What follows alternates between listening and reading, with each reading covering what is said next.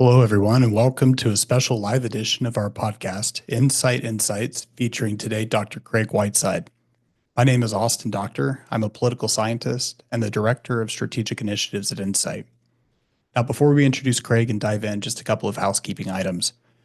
First, this podcast is being streamed live to our YouTube landing page for anyone that's unable to join us by Zoom. And second, while we don't have a live Q&A available today, please track your questions for Craig, and you can send us a quick email after this call at insight@unomaha.edu. That's insight@unomaha.edu. We'll get back to you as soon as we can. Now, just a little bit about us. NCITE is based at the University of Nebraska at Omaha. We tackle pressing and complex human-centered challenges to homeland security and defense. Our teams provide insights, tools, and training in support of securing the U.S. homeland from violent transnational criminal organizations, from terrorists, and other illicit threat actors. And so, in that spirit, we're joined today by my friend and colleague, Craig Whiteside. Craig is a professor of national security affairs at the Naval War College and is based at the Naval Postgraduate School in Monterey. Craig teaches military officers and researches violent non-state groups. He is the co-author of the ISIS Reader, alongside our colleague and friend, Hararo Ingram. But he's here today to discuss his newly released book, co-authored with another friend and colleague, Dr. Ian Rice, titled Non-State Special Operations. Thanks for being here, Craig. Yeah, it's great to be here. Thank you for having me, and apologize I can't be there in person. My regards to your entire crew, especially your director, Dr. Gina Ligon, who's I'm a big fan of her work. So thanks for having me. We're a big fan of yours. Glad you could join us. Let's just jump right in and level set. We have quite a few people on the call from the defense community, from the intelligence community, from federal law enforcement who will be well aware of this concept. But just for our broader audience, what are non-state special operations? Do you have any examples, and how do we know these when we see them? Sure. We'll start from the state perspective because that's kind of where we started, Austin, in our research, and how states think about special operations are our military, joint military definition is that their activities or actions requiring unique modes of employment. Their tactical techniques and equipment and training that are conducted in hostile, denied, or politically sensitive environments. So that's basically how we think of them from a joint doctrinal perspective. And we have special operation forces that are the actual units that conduct these operations. So there's a distinction there in the doctrine, and that comes into play later on how we think about it. Why do states do them? They do them to achieve politically reliable outcomes and by using these specialized tactics and forces.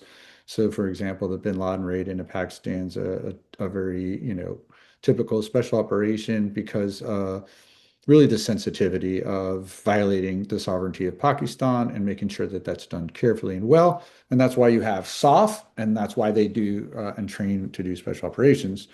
So how does that apply to non-states, which was kind of how we were trying, what we were trying to figure out, and it took us a little bit. One, violent non-state actors can't resource special operations forces. They just don't have the resources to have a standalone element that does these kind of things.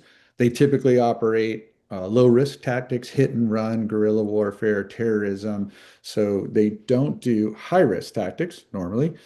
They're challenged resources, but they have the same strategic dilemmas that states do. And for that reason, that's kind of our logic is that they use, develop, think about, plan, prepare and execute special operations for the same basic reasons that states do, and it's to solve some type of operational or strategic. So we kind of came around to a definition. The definition, I'll read it to you. It's a high risk, well-resourced, specialized tactical military action that is a departure from normal tactics and intended to create an outsized strategic or political effect. So there's three aspects to that, and we use your question on how do we know them when we see them. It's a question we got a lot from audiences that we pitched this to in the formative stages, And it's a question that just constantly comes up in talks with questions like, well, is this a special operation or this? And we just apply that definition in the three-part test, right? Um, and I think the three-part test is one, is it different from what the group, and this is relative to the group, of course, is it different from what they normally do? And that's why states call them special operations, because they're different, they're unique. Um, One thing that took us a little bit a while to get our heads around was, okay, it's different, but is it special? Is there specialized tactics involved? Is there a lot of resourcing that goes into this? And is there a lot of risk in executing this for the group and and what it's trying to achieve? And then finally, is this going to have that outsized effect? Is this tactical action that has a strategic effect? It's similar to the logic of terrorism, as you well know, right? The ability to kind of create these outsized effects. So there is some similarities there, but that's kind of how we think about, define, and then apply to both past examples and current contemporary ones. How, is this a special operation? So that's kind of how we did it. Yeah, no, that's great. And you laid out a couple of threads I want to come back and pull on in just a moment. But first, just by way of background, your book puts the spotlight, as you just said, on special operations, and particularly those conducted by non-state forces, as this important but understudied concept. Uh, what brought you and your co-author Ian Rice, like what brought y'all, led y'all to dive deep into this topic? Why now? I mean, we both teach at the Naval Postgraduate School. There's an irregular warfare curriculum here in our defense analysis. My colleagues over in defense analysis program, and we all teach a lot of special operators. They're not all of our students here. We have all kinds of students and from all the different services here at NPS. But there is we do think about special operations from the state perspective, and but we study irregular warfare, so we're quite familiar with non-state actors, and we tried to think about, well, if states have the same logic, do non-states also do things like that? And we found anomalous operations that really didn't make any sense. When I read about them, when I'm doing research on Islamic State, just for example, a pretty prolific group, um, they would conduct these really odd operations that were difficult to try to understand what the logic was behind them, but nonetheless got a lot of press and a lot of shrugs, and then you kind of move on and don't understand. And it's in retrospect when you look at these and see how different they are, and then see how they're integrated into what we call non-state campaigning, then it helps us understand a little bit better the logic of these. And that's how we got into this particular space. And then while we were doing this, Hamas kicks off October 7th. And if you look at that, it fits their breaching of the kind of the security barrier that the Israelis had really was a special operation that then enabled a larger attack slash offensive. And there's lots of different aspects of it that I won't go into, but I will say that it was different from what they had been doing habitually, which typically were rocket attacks, but also suicide bombings. So this is qualitatively different. That's our first test. It had specialized tactics. They used drones, they used technology, they had breaching units.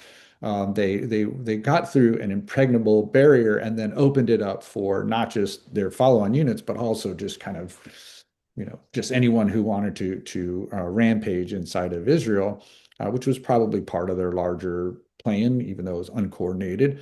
And then finally, it clearly had this outsized regional, even global effect. It was a game changer in the relationship between Hamas and Israel proper, and it's obviously changed the relationships throughout the region. So there's a special operation in there somewhere. We don't know all the details. We still will, this is a very recent kind of event still from a academic perspective. But nonetheless, it kind of hit home for us as we were kind of researching this, like this is something that violent non-state groups think about and integrate into their operations. Yeah, no, that's great, and I'm glad you mentioned October 7th, and the series of terrorist attacks that occurred on that day. As you know, I was at NPS with you, your colleagues and students in the irregular warfare.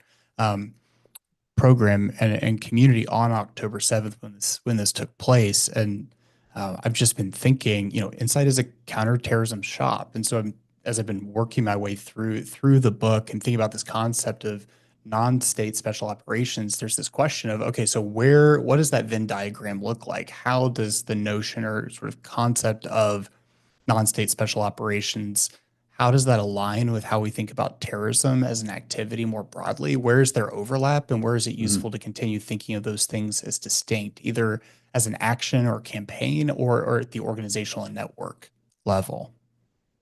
Right. Yeah. Yeah, I mean that was something. A lot of the examples in our book are done by groups that are typically called terrorist groups, like Islamic State, or but also proxy groups, mercenaries, violent cults, criminal groups like cartels. I mean, we tried to think about how different actors did this, and how they employ these specialized tactics, kind of in a group, these militarized specialized tactics. We see examples of all these, these types of groups thinking about and doing these kind of things.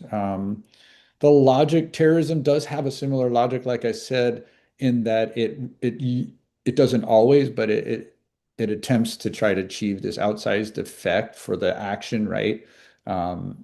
Killing a person or a civilian shouldn't have a large size effect, but it depends on who they are, what the context is. If they're a civilian and it's terrorism and it puts a lot of fear into a larger population, then that's what terrorists are Mm, trying to do.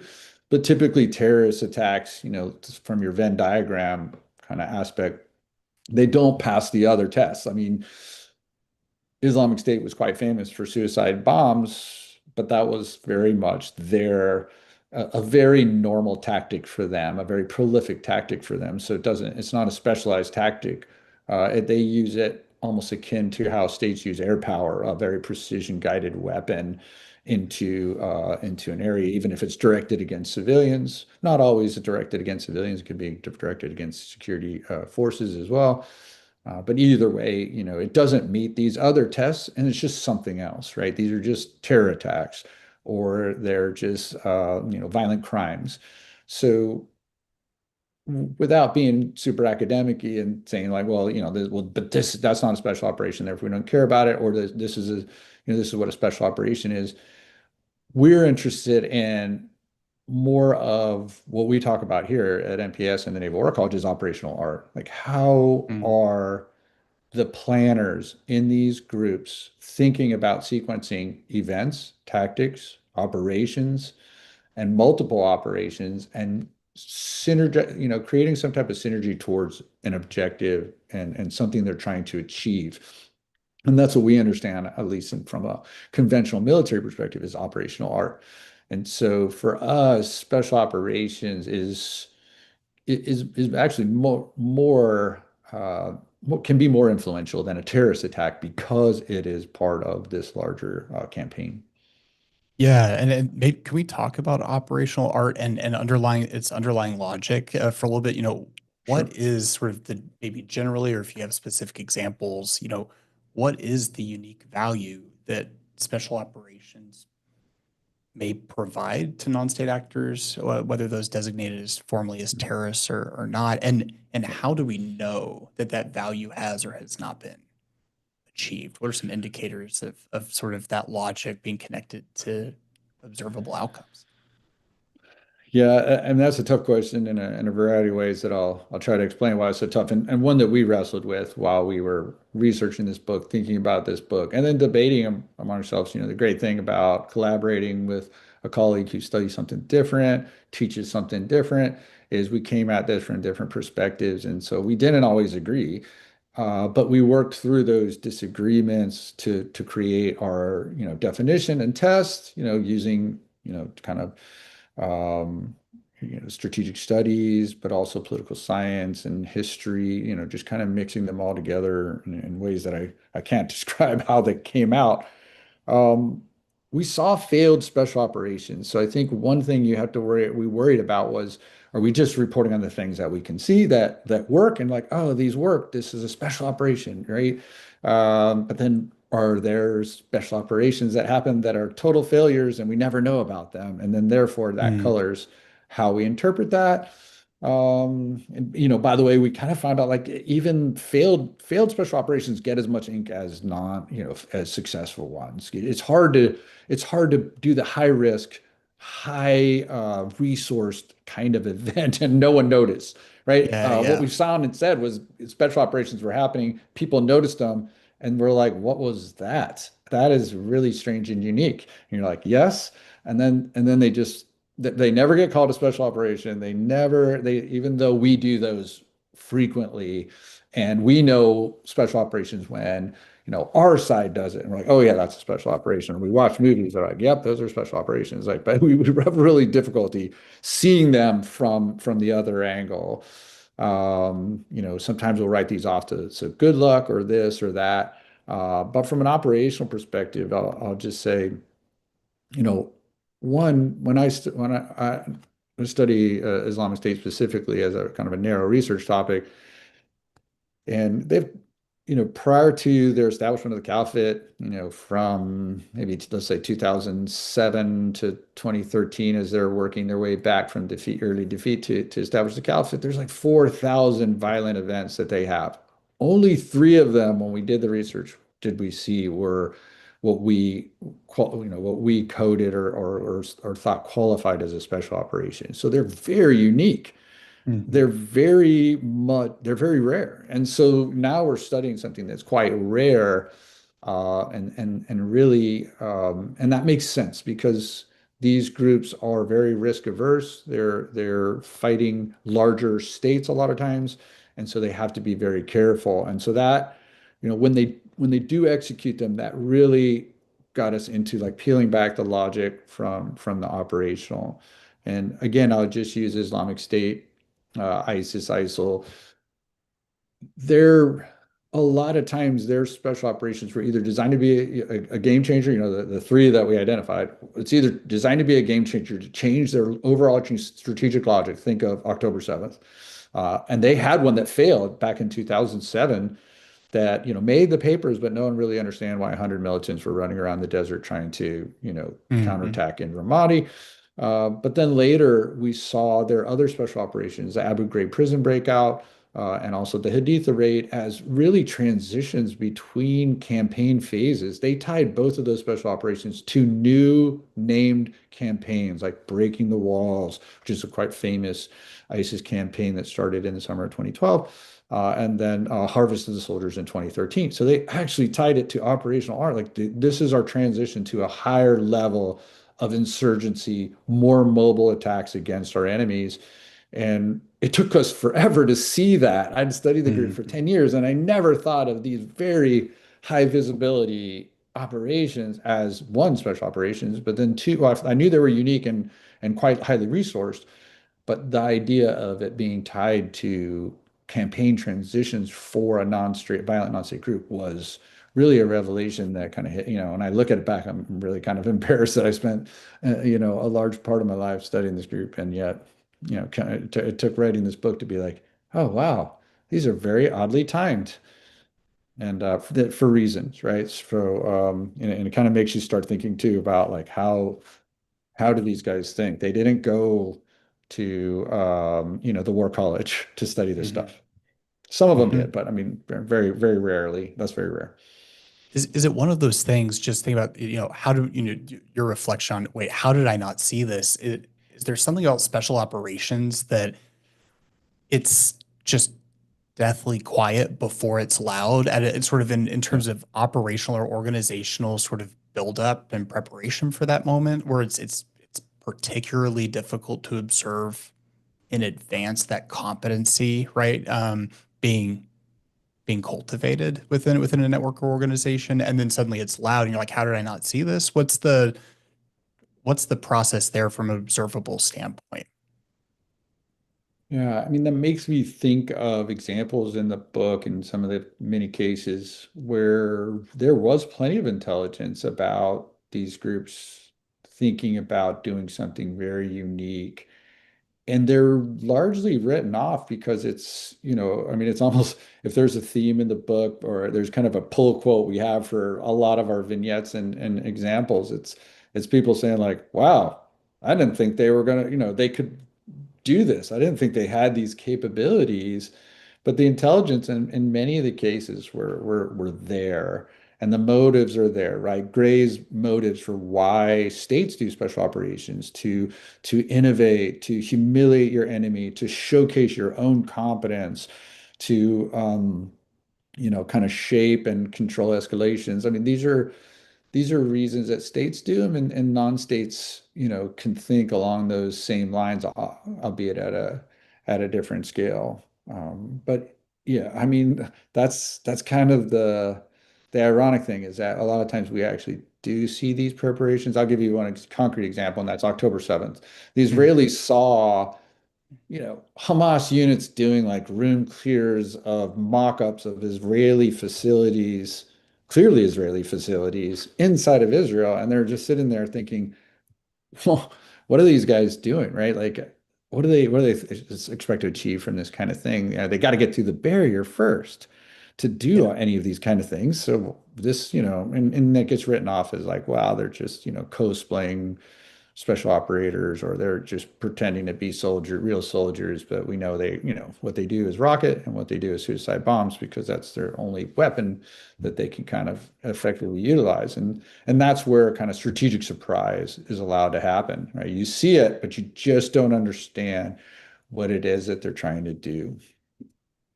No, yeah, completely agree. I want to read a direct quote from your book and just get your thoughts on this sort of in this context. So, for those of you following along at home, page 24, VNSAs often create temporary special operations capabilities with an ad hoc force to achieve bespoke, not emergency, strategic effects. And one of my questions is that sort of I think ties into what she just shares is what is it about the non-state actor application of special operations that has this bespoke nature, and where do we see that sort of applied maybe in an example like October 7th?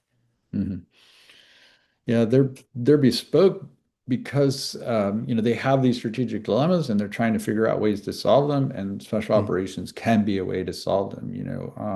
We got we thought the ad hoc nature is kind of counter to special operations logic, because states have special operations forces that are well trained and resourced to do these kind of things, and non-state actors clearly do not.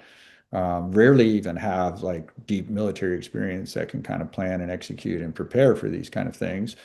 Um, so there is that aspect, but they can't afford to have these special operations units, even though nowadays there is a proliferation actually of violent non-state actors having these kind of soft units, but they typically are mm, propaganda units.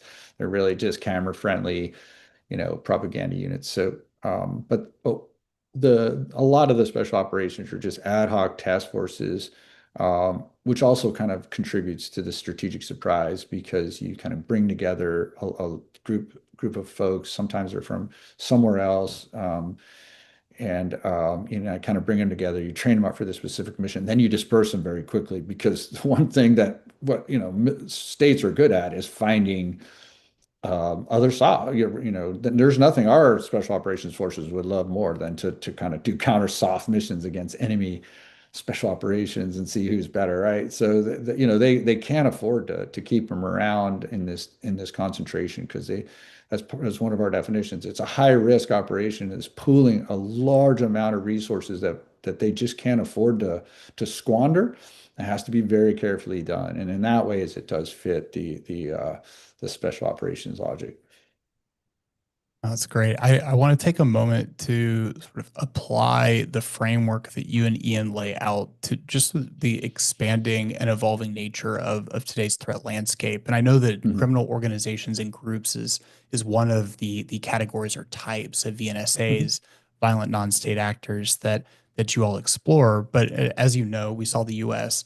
Formally designating a number of transnational criminal organizations, international gangs, drug cartels as foreign terrorist organizations. And Right. I think of note, many of these operate around and near U.S. borders, which puts this in a different operational context. And so I'm wondering, what are the risks of violent special operations conducted by groups like this? Mhm. And how does that fit within your book's typology and Yeah. framework? I mean, that's a fantastic question, which to be honest, I thought I would hear more of generally and don't. And I thought I'd hear it more in these discussions of kind of recent reports about the administration looking at escalating against cartels in various fashions and not clear what that escalation would look like. And I thought this question would come up more and I have not seen it. So I appreciate you asking this question. I'll start with, one of the things I think of value in our research findings is the value of a typology, which allows us to look at, we created the typology to say like, well, we had originally been focused on militant, right? Terrorist groups, whatever you want to call it, like the militant groups that were, insurgencies and doing guerrilla warfare type tactics, and then why they do these specialized tactics and special operations. And then we expanded. We were like, well, there's lots of violent non-state actors. Do they do special operations? And we just, in our research, we found that they do. They just do it quite differently, right? And the value of the typology is to see how different groups do special operations differently, just like they do, pretty much everything differently. There's some overlaps, obviously, on what they do, and even in the typology, is ISIS a violent? Is it a militant group? Right, with independent kind of agency and political motivations to create a caliphate, a political entity. But it's also quite criminal, right? You can look at Mhm. it as a criminal organization and be like, wow, they extort civilians, they run black market oil operations, et cetera. So these groups exist on spectrums and they fit, the typology just helps us kind of understand how they think about the application of violence to achieve objectives. And one of the problems I have, and I understand why the State Department designated these groups, particularly for counterfinancing type issues, and those make sense, but it, it risks doing what we argue that the typology is valued for, which is to differentiate the motives of these particular groups. And then that will help us explain not just what their patterns of violence are, but for us specifically, is what patterns of special operations could you see? And so looking at just well, I'll give you one example. I was telling you I'm researching the air war against ISIS Mhm. for a colleague, learning a lot about air power because I'm not, I work for the Naval War College. We tend to focus on other, domains. But the Obama administration misunderstood Islamic State like from the get-go. They thought it was a very Taliban-like organization that would be very focused on just their little woods and wouldn't bother anybody. And then you have Bataclan, you have San Bernardino, you have attacks inside the United States and France and other places that clearly show that this is a globalized terror network and an insurgency in Iraq and Syria and Africa and the Philippines and right. So, understanding the opponent adversary is, clearly the most important thing that you need to do. We argue, and obviously, much smarter people than us have argued that in the past.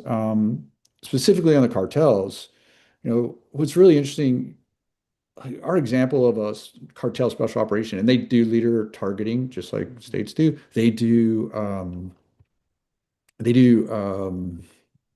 prison breaks like some of our other actors do, militant groups like ISIS.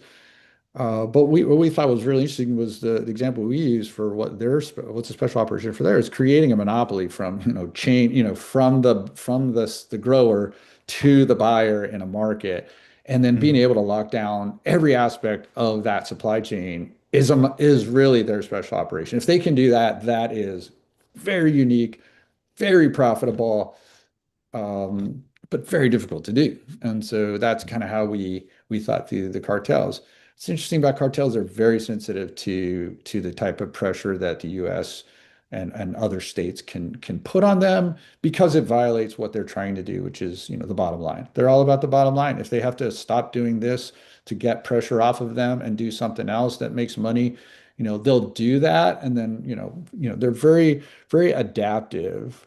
But they can strike back, right? We've seen history. Let's say Kiki Camarena, DEA agent killed in Mexico. Huge mistake by the Sinaloa cartel to I think it was pre Sinaloa cartel, but big mistake by some members of the future Sinaloa cartel, let's put it that way, to strike at a U.S. agent that just created this huge backlash. And we saw that in some of our special operations examples of can you handle the backlash of a special operation if you're a violent non-state actor? Like this might have been a good idea, but it could alter permanently your strategic, the ability for you to achieve your strategic objectives.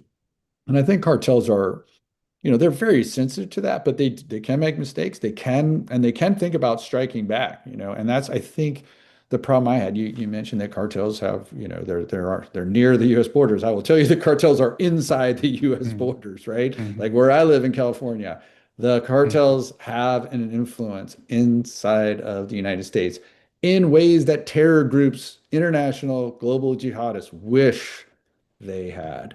And I'm not, saying that. I see we are in a very vulnerable position for special operations to be conducted inside the U.S. It could be prison breaks, which are a typical one, but it could also be a very subtle form of non-attributable violent pressure against soft targets in the U.S. that say, rethink your intervention into our business, and let's just get back to doing business, which is Americans like drugs. We provide it for them. It's illicit, but that's why that's our specialty.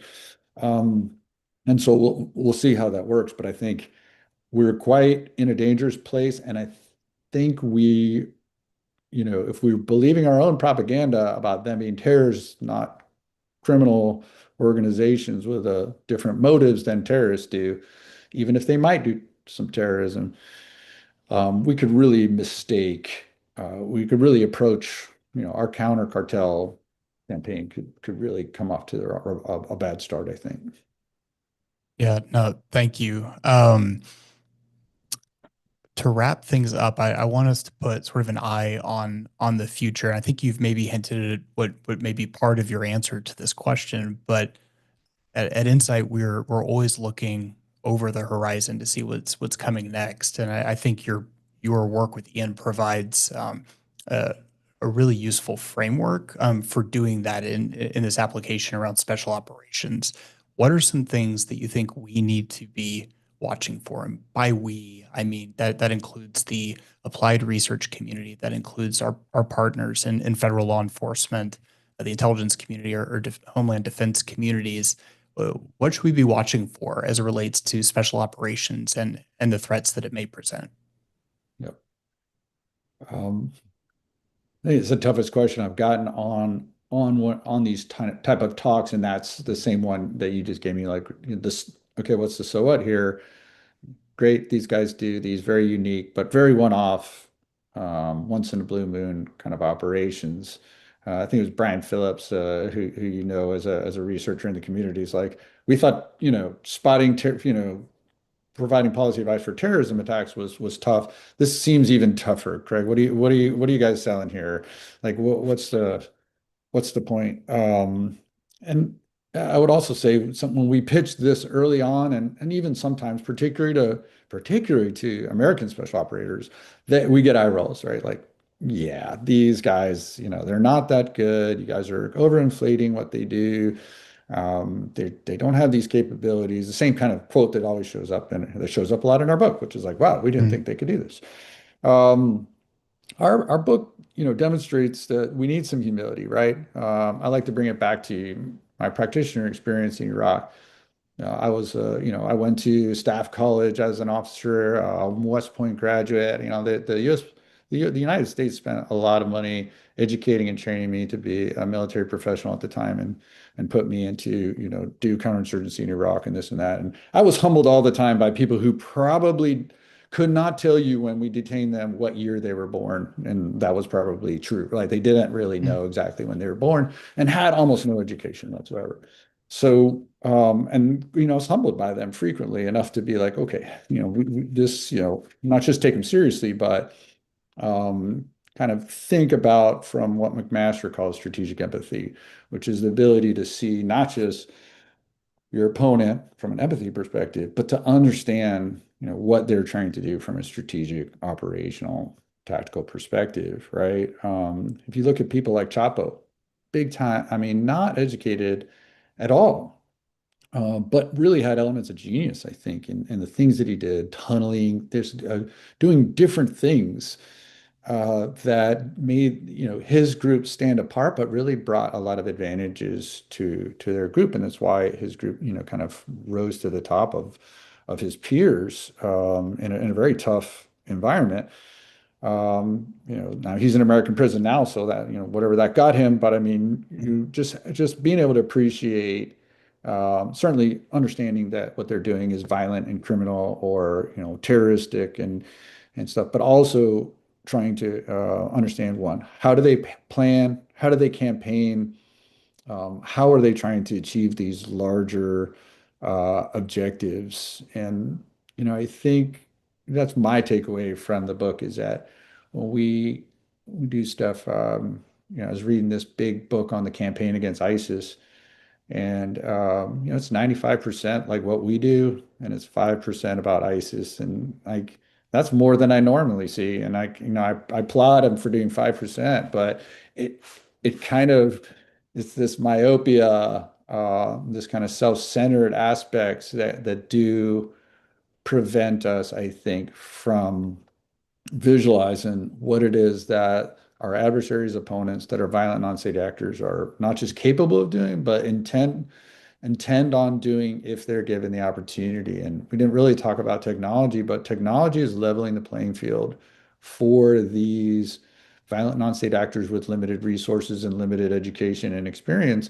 and really leveling it, right? Allowing them to do knowledge transfer, allowing them to buy off the shelf type of capabilities, satellite imagery, that really can supercharge them very quickly to be able to conduct, one of these special operations. And if they get, from a proxy perspective, if they get help, if they get special operators who come help train them up, what we saw was a real danger, which is an accelerated path and timeline towards conducting a special operation. That's what I would be worried about the most, not just the technology, but the combination of technology and like advisors who are helping proxies develop a special operations capability specifically that can get supercharged quickly. That's a great closing word. Craig Whiteside, thank you for your time. I'm grateful. Thank you for joining us. I encourage our listeners to pick up a copy of this text of their own. This has already proven for me to be a tremendous resource. For our listeners who want to view this episode again or share with colleagues, it'll be placed on the NCITE website with the link to the discussion and a podcast recap. Thanks for joining us for another episode of NCITE Insights. To find more episodes, you can listen on Apple Podcasts, YouTube, Spotify, or wherever you get your podcasts. We'll see you next time. Thank you.